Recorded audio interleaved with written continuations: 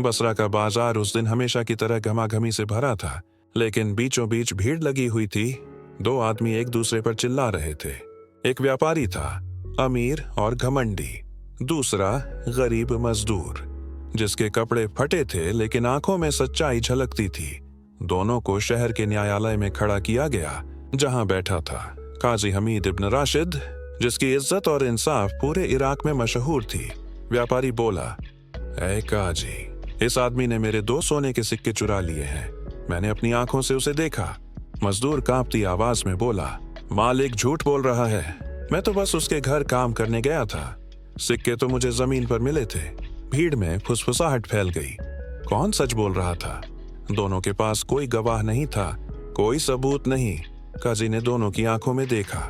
कुछ देर तक सन्नाटा छाया रहा, फिर वह बोला, अगर तुम दोनों सच्चे हो तो अल्लाह जरूर सच दिखाएगा। उसने एक प्याला पानी मंगवाया और उसमें एक एक सिक्का डाला। कुछ देर बाद पानी में छोटे छोटे बुलबुले उठने लगे, लेकिन सिर्फ एक सिक्के के नीचे। काजी ने कहा, यह सिक्का आग में पिघला हुआ है। मजदूर के हाथों में मेहनत की आग थी, लेकिन जो सिक्का ठंडा रहा वो झूठ की ठंडक से भरा था। उसने सिक्का व्यापारी के सामने रखकर कहा, तूने इसे चुराया नहीं, लेकिन झूठ बोला कि तुझसे चोरी हुई, और यह झूठ चोरी से भी बड़ा गुनाह है। भीड़ चौंक गई। व्यापारी के चेहरे पर डर उतर आया। उसने सिर झुका लिया। काजी बोला, जब झूठा इंसान सच्चे पर इल्जाम लगाता है तो अल्लाह खुद उसकी जबान से सच बुलवा देता है। उसने मजदूर की तरफ देखा और कहा, तेरे सिक्के अल्लाह ने लौटा दिए, अब इन्हें सही काम में लगाना। भीड़ से एक नारा उठा, काजी हमीद जिंदाबाद। ऐसा इंसाफ आज तक किसी ने नहीं किया। काजी ने सिर्फ आसमान की तरफ देखा और कहा, इंसाफ मेरा नहीं, अल्लाह का है। मैं तो बस उसकी कलम का स्याही हूँ। बसरा शहर पर सुबह की सुनहरी धूप उतर रही थी। मस्जिद की अजान के साथ काजी हमीद इब्न राशिद अपनी अदालत पहुंचा। लोग दरवाजे के बाहर जमा थे, क्योंकि आज का मुकदमा कुछ अलग था। एक औरत थी, चेहरा घूंघट में ढका हुआ। उसकी आंखें रो रो कर सूज चुकी थीं। सामने एक ताकतवर आदमी खड़ा था, शहर का धनवान व्यापारी, जो गर्व से बोला, काजी साहब, इस औरत ने मेरे घर से कीमती हार चुरा लिया। मैंने उसे अपनी आंखों से भागते देखा। औरत कांपते हुए बोली, मैंने कुछ नहीं चुराया, अल्लाह की कसम। मैं तो उसकी बीमार बेटी की सेवा करने आई थी। भीड़ में हलचल मच गई। किसी ने कहा, व्यापारी हमेशा सच बोलता है। दूसरे ने कहा, पर यह औरत बहुत गरीब है, हो सकता है मजबूरी में। काजी हमीद ने दोनों की बातें सुनी, फिर शांत स्वर में कहा, जो सच है वो बोलेगा, और अगर इंसान नहीं बोलेगा तो चीजें खुद बोलेंगी। उसने आदेश दिया, वो हार अदालत में लाया जाए। सिपाही हार लेकर आया, मोतियों से जड़ा, पर एक किनारे पर दाग था। काजी ने हार उठाया, औरत और व्यापारी दोनों की तरफ देखा, फिर उसने कहा, इस हार को दूध में डालो। लोग हैरान रह गए। दूध में हार? इससे क्या पता चलेगा? हार दूध में डूबा तो कुछ देर बाद दूध का रंग हल्का नीला होने लगा। काजी बोला, यह नीला रंग चांदी की मिलावट का है, असली सोना ऐसा नहीं छोड़ता। फिर उसने हार के नीचे का धागा खींचा और धागे के अंदर छुपा मिला एक बाल।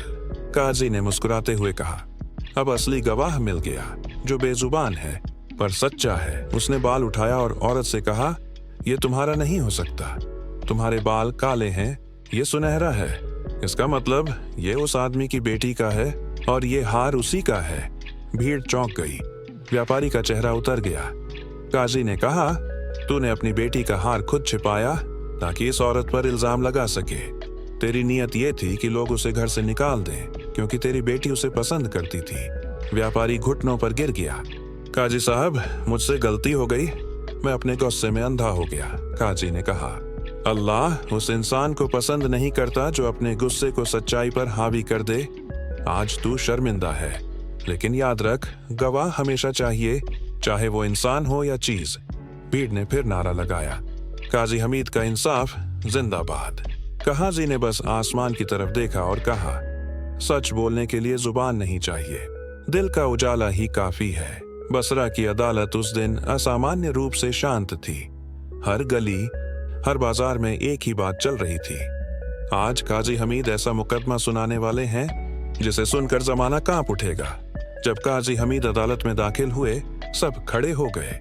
उनकी आंखों में उम्र की थकान थी, पर दिल में अब भी वही रोशनी, इंसाफ की रोशनी। सामने दो आदमी खड़े थे, एक बूढ़ा झुका हुआ कांपते हाथों वाला, और दूसरा जवान गुस्से से भरा, आंखों में आग, दोनों के बीच में रखी थी खून से सनी एक तलवार।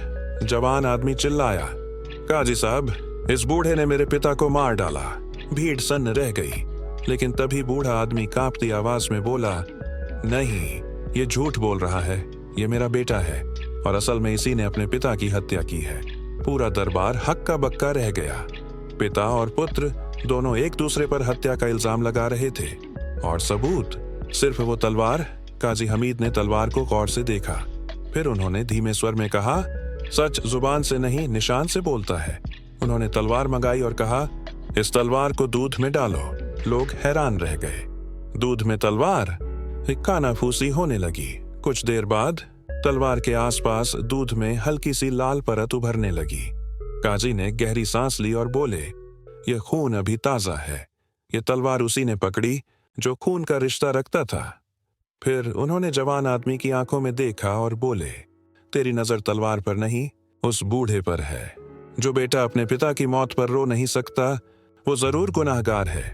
जवान कांपने लगा, काजी साहब, मैंने नहीं। लेकिन उसकी जुबान जवाब दे चुकी थी। उसके आंसू गालों पर बह निकले। वो घुटनों पर गिर पड़ा। वो मुझे विरासत से निकालने वाले थे। काजी साहब, मैंने बस डराने के लिए तलवार उठाई थी, पर वो गिर पड़े और उसकी आवाज रुक गई। दरबार में सन्नाटा फैल गया। काजी हमीद ने आसमान की तरफ देखा और बोले, जो गुस्से में हाथ उठाता है वो पहले अपनी रूह को मारता है। फिर उन्होंने फरमान दिया, इस जवान को कानून के हवाले किया जाए। पिता का कातिल कोई और नहीं, उसका अपना खून है। बूढ़ा आदमी वहीं गिर पड़ा, आंसुओं में डूबा हुआ। लोगों की आंखें भर आईं। काजी हमीद ने धीरे से कहा, आज फिर इंसाफ हुआ, लेकिन दिल टूट गया। उन्होंने अदालत की दीवारों की तरफ देखा और कहा, इंसाफ कभी सस्ता नहीं होता। हर फैसला किसी का सुख छीन लेता है और किसी का गुनाह धो देता है। फिर उन्होंने भीड़ से कहा, याद रखो, अल्लाह की अदालत में हर झूठ पकड़ा जाएगा, चाहे वो बेटा बोले या पिता। बसरा की हवा उस दिन कुछ अलग थी। शहर में अजीब सी खामोशी थी, जैसे पूरा शहर किसी दुआ में झुका हो। काजी हामिद बिन राशिद अपने बिस्तर पर लेटे थे। सालों तक इंसाफ करते करते अब उनकी उम्र ढल चुकी थी। उनका शागिर्द यूसुफ पास बैठा था, धीरे धीरे कुरान पढ़ते हुए। काजी ने आंखें खोली। चेहरे पर वही पुरानी सुकून भरी मुस्कान थी। यूसुफ, लोग सोचते हैं कि इंसाफ अदालत में खत्म हो जाता है, लेकिन असली इंसाफ तो कब्र में शुरू होता है।